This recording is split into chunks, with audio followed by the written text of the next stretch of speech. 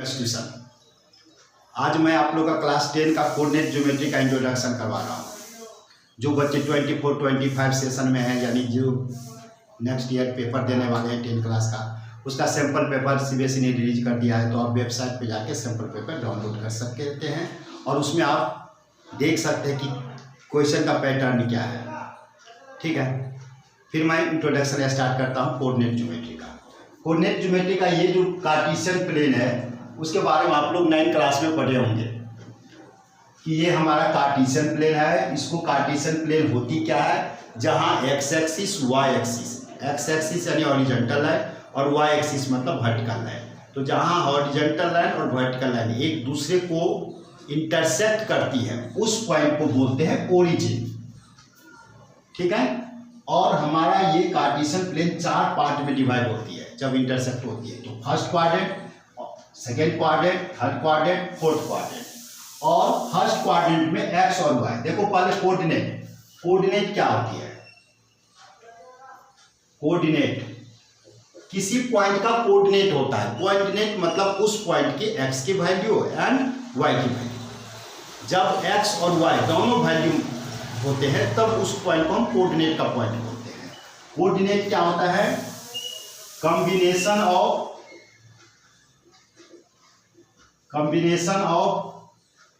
Abscissa.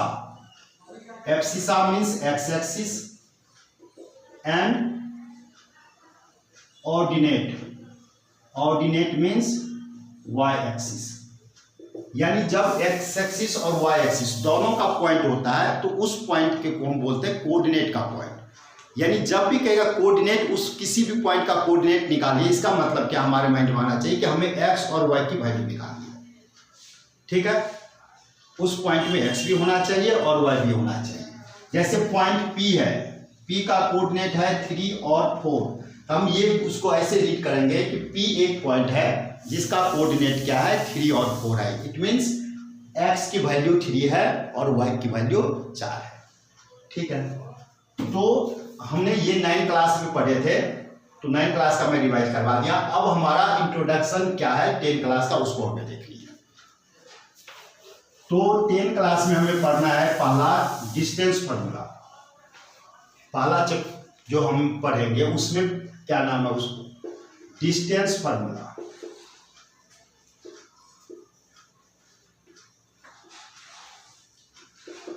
यानी हिंदी में लिख दो तो दूरी सूत्र। तो बच्चे हिंदी में पढ़ते हैं दूरी सूत्र, डिस्टेंस फार्मूला।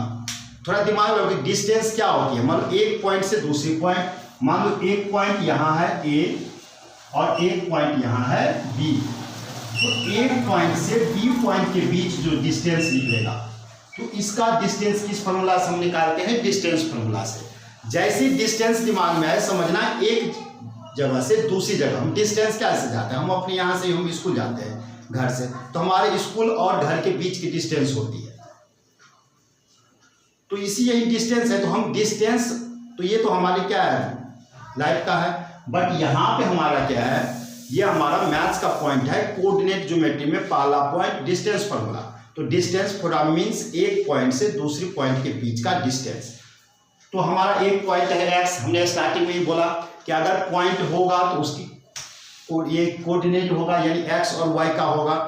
तो एक इसका पॉइंट मान लो एक्स कोऑर्डिनेट है x1 और y1। बाद का पॉइंट है, ये स्टार्टिंग पॉइंट है इसलिए हमने x1 और y1 ले लिए।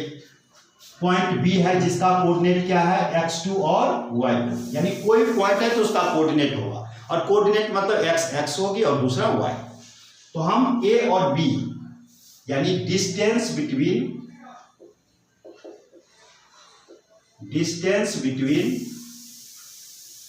a एंड b के लिए देखो क्या निकालते हैं। फॉर्मूला है हमारा x2 माइनस x1 का square plus y2 minus y1 का स्क्वायर। ये है हमारा डिस्टेंस फार्मूला। जब भी हम माइनस करते हैं तो नेक्स्ट जो हमारा होता है आगे का पॉइंट होता है उसको पहले देते हैं, आगे की वैल्यू, उसमें से पीछे का वाला वैल्यू जो होता है उसको माइनस करते हैं। मैं पूछूंगा 3 और 5 के बीच का डिस्टेंस क्या है, तो 5 माइनस 3 2। ऐसे ही जब हम निकालेंगे तो x2 को पहले लिखेंगे, x2 माइनस x1 का square plus y2 minus y1 का स्क्वायर। ये है हमारा डिस्टेंस फॉर्मूला। दूसरा उसमें हमें पढ़ना है कोलिनियर पॉइंट, यानी अगर कोलिनियर के लिए कम से कम 3 पॉइंट दिया होगा, A B C, A B C, ये 3 पॉइंट, मिनिमम 3 पॉइंट रिक्वायरमेंट होती है उसके लिए कोलिनियर के लिए। 3 से कम होगा तो फिर हम कोलिनियर नहीं बता सकते। तो कोई पॉइंट जो है 3 पॉइंट दिया है, कहेगा कि ये हमें बताओ ये कोलिनियर है या नहीं है। तो अगर 3 पॉइंट है तो तीनों पॉइंट का क्या होगा, पहले कोऑर्डिनेट होगा। तो इसका कोऑर्डिनेट क्या है, x और y, यानी इसका मान लो x1 y1, c x2 y2, और b का पॉइंट क्या है x3 और y3। ठीक है, तो ये कम से कम, और d भी हो सकते हैं, f भी हो सकते हैं, मिनिमम 3 पॉइंट होना चाहिए, बाकी 4 5 कुछ भी हो सकते हैं।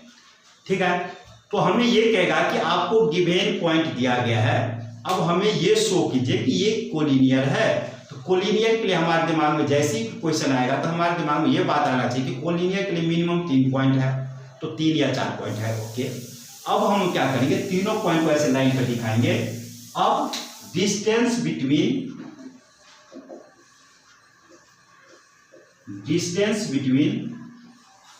A and C means AC equal होना चाहिए। Distance between AB plus distance between BC।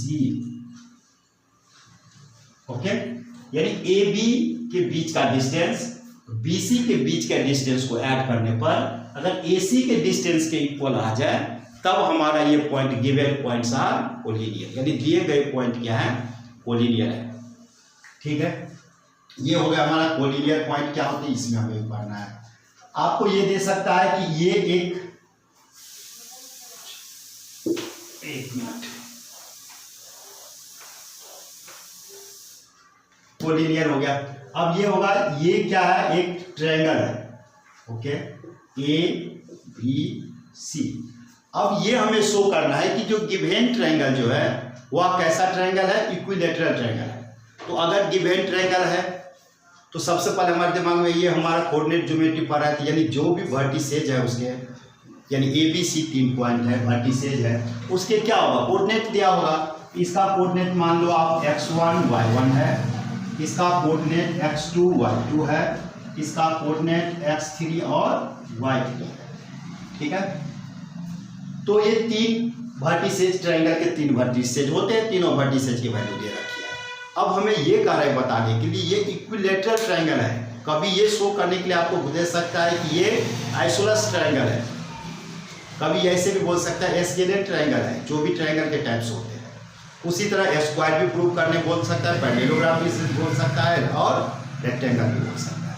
तो जो भी बोलेगा, सबसे पहले इक्विलैटरल ट्रायंगल क्या होता है, which all sides are equal, जिसके तीनों साइड्स इक्वल हो। वहां पे हमारा 3 साइड क्या है, AB BC AC। तो हम निकाल लेंगे AB मतलब क्या हुआ, distance between A and B,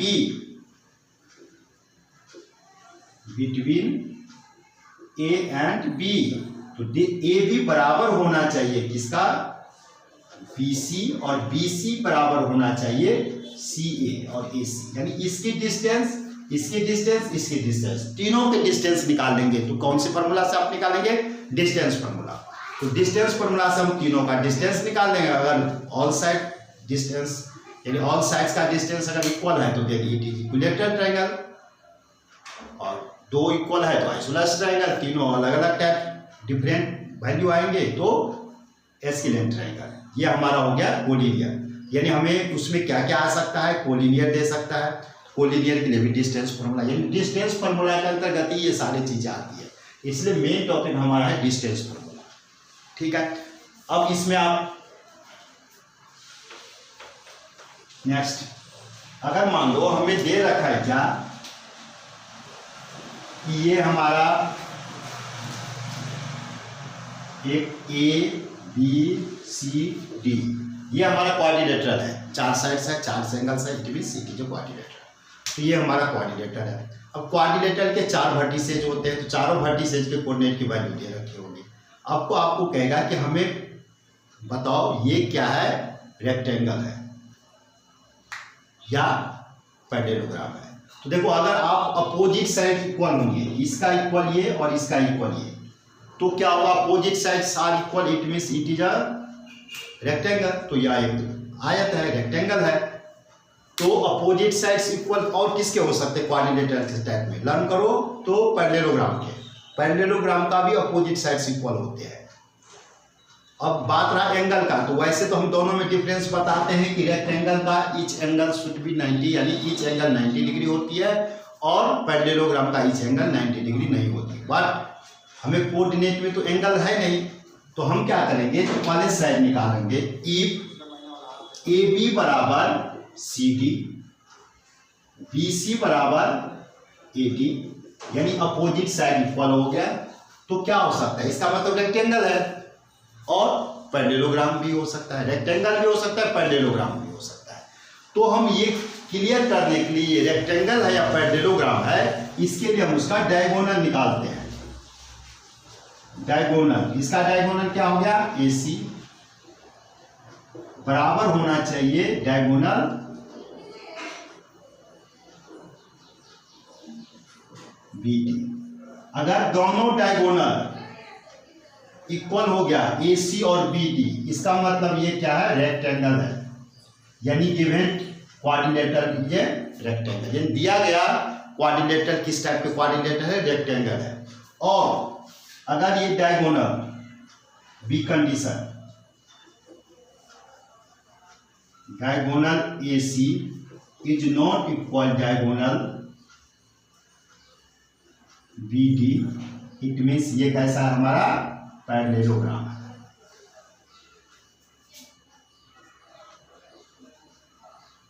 parallelogram है, ठीक है, समझ रहे आप लोग। ऐसे ही बच्चे फिर इस टाइप के दे सकते हैं कि जो दिया गया क्वाड्रिलेटरल है, आप प्रूफ करो ये क्या है, स्क्वायर है।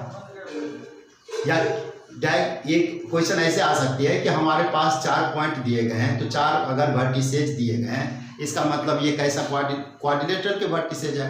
क्वाड्रिलेटरल के 4 वर्टिसेज होते हैं, तो 4 आपको पॉइंट दिया रहेगा, फिर बताएगा ये बताओ किस टाइप के क्वाड्रिलेटरल है। तो अगर 4 टाइप है, तो हम पहले चारों का A B C C D A D पहले क्या करेंगे, डिस्टेंस निकाल लेंगे, यानी साइड्स निकाल लेंगे। साइड्स निकाल के अगर ऑल साइड्स आर इक्वल, अगर चारों साइड इक्वल है, इसका मतलब क्या है, ये तो या तो स्क्वायर है या रोम्बस है। फिर दोनों में डिफरेंस क्या है, स्क्वायर के डायगोनल्स इक्वल होते हैं और रोम्बस के डायगोनल्स इक्वल नहीं होते। बस यही डिफरेंस, जो डिफरेंस क्या है, पैरेललोग्राम और रेक्टेंगल में। तो आप लोग इसको ध्यान में रखेंगे। और एक इंपॉर्टेंट पॉइंट,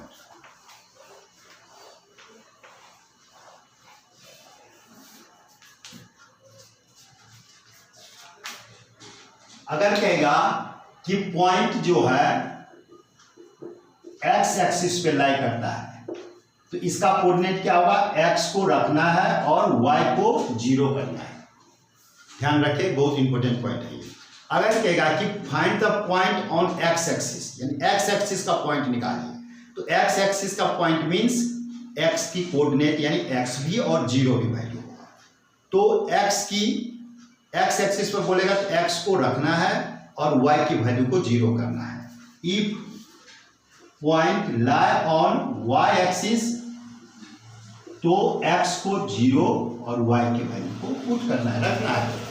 ये पॉइंट याद रखना है। तो 7.1 क्वेश्चन बन जाएगी, ठीक है। फिर 7.1 का इंट्रोडक्शन कल मैं करा दूंगा, 7.2 का इंट्रोडक्शन। छोटी छोटी टर्म आप लोग बांट लो कि हमें कोऑर्डिनेट ज्योमेट्री में क्या क्या पढ़ना है। तो सबसे पहले उसकी कोऑर्डिनेट का इंट्रोडक्शन पढ़नी है। इंट्रोडक्शन में क्या क्या पढ़ना है, ये हमें करो। पहला डिस्टेंस फॉर्मूला आ गया, उसमें कोलिनियर आ गया। फिर डिफरेंट टाइप्स के क्वेश्चन यहाँ से राइज हो सकते हैं कि एक ट्रायंगल दिया गया है, ट्रायंगल में बताया गया आपको कि ये किस टाइप के ट्रायंगल है, वो निकाल लेंगे।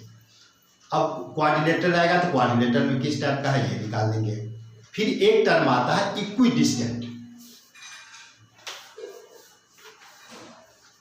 इक्विडिस्टेंस तीसरा पॉइंट, इक्विडिस्टेंट। इक्विडिस्टेंस समदूरस्थ, समदूरस्थ, समदूरस्थ मतलब समान दूरी। मान लो ये ए है, ये बी पॉइंट है, इसका ये सी पॉइंट है, तो इसका भी कोऑर्डिनेट होगा।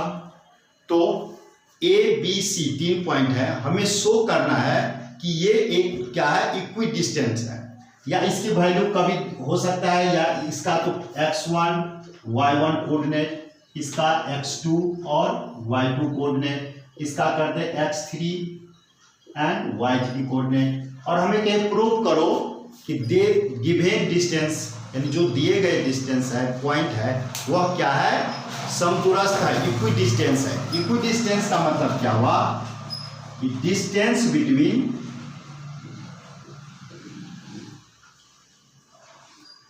ए C, distance between A and C equal to distance between B and C. यानी इसको ऐसे भी लिख सकते हैं, ए सी बराबर बी सी। यानी अगर ए सी बराबर बी सी है तभी तो ये दोनों इक्वल है। एग्जाम्पल के तौर पे समझो कि ये हमारा ये दोनों पॉइंट के बीच का डिस्टेंस जो है वो 20 मीटर है। मैं कह रहा हूं कि सी जो पॉइंट है वह इक्वी डिस्टेंस है, यानी इक्वल डिस्टेंस पे स्थित है। तो ये सी है, इसका मतलब ये कितना है 10, ये कितना है 10, तो ये इक्वी डिस्टेंस। तो हम 7.1 में ये 3-4 चीजें पढ़ेंगे। सिर्फ हमें डिस्टेंस फॉर्मूला, मेन हमारा है डिस्टेंस फॉर्मूला, उसमें भी इक्वी डिस्टेंस है, तो उसी का अंतर्गत आती है डिस्टेंस फॉर्मूला के कि दोनों के बीच का डिस्टेंस निकालो, अगर इक्वल कर दो। इस टाइप के इस कंसेप्ट पे आधारित बहुत सारे क्वेश्चन हो सकते हैं कि अगर x3 आपको न दिया हो और बोलेगा ये x3 निकालिए, तो दोनों के बीच का डिस्टेंस निकाल के दोनों को बराबर करना है। अगर प्रूव करने वाला होगा तो दोनों को इक्वल हो जाना चाहिए। अगर किसी का वैल्यू निकालना होगा तो हम इक्वल करके उसकी जो अननोन वैल्यू होगी, जिसका हमें पता करना है, उसकी वैल्यू पता कर लेंगे। तो आप 7.1 एक्सरसाइज आप लोग बनाओ, और जो भी प्रॉब्लम हो या कोई एनसीईआरटी का या रेफरेंस बुक कहीं से भी कोई क्वेश्चन हो तो बताओ। अगर एनसीईआरटी का है तो आप सीधे लिख सकते हो कि 7.1 का क्वेश्चन नंबर 2, या रेफरेंस बुक है तो क्वेश्चन दे दो, हम सोल्यूशन करेंगे। ठीक है, तो आप लोग दिमाग में ये बैठा के चलो कि मुझे मैथ्स में अच्छे स्कोर हो सकते हैं अगर मेरा कंसेप्ट क्लियर हो तो। और ऐसे भी नहीं कि ये इंपॉर्टेंट है, ये इंपॉर्टेंट है, इसको कर लो, इसको कर लो, तो उससे हमें इसका कोई भरोसा नहीं होता।